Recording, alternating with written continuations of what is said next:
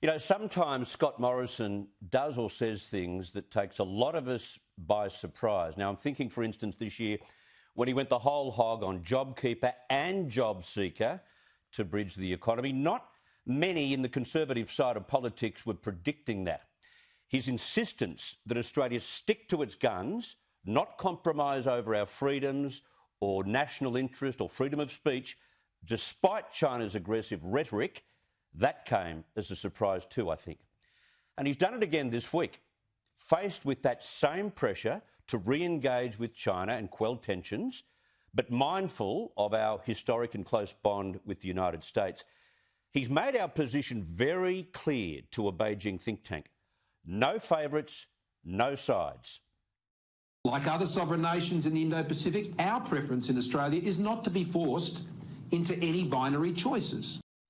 That was probably the most distinct thing he's had to say since his Prime Ministership on the subject of the United States and China. It's smart, very smart.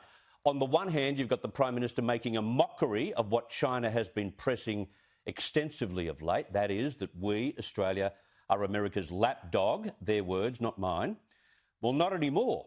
And while this may not have gone down too well with the likes of Donald Trump or the Secretary of State, Mike Pompeo, who you'll remember said about Australia having to choose sides, it's Joe Biden who's now certain to be the new president.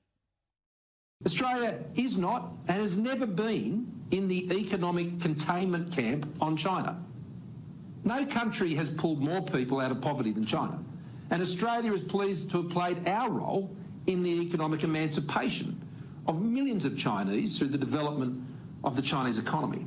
Equally, we are absolutely committed to our enduring alliance with the United States, anchored in our shared worldview, liberal democratic values and market-based economic model.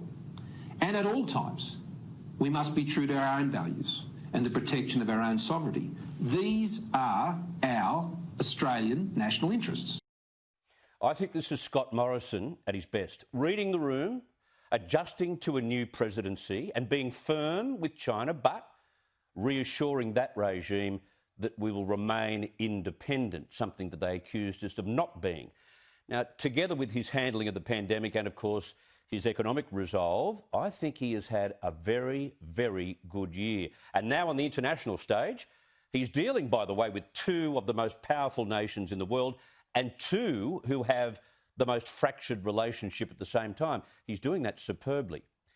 It remains to be seen, though, whether Joe Biden possesses any of the same expertise.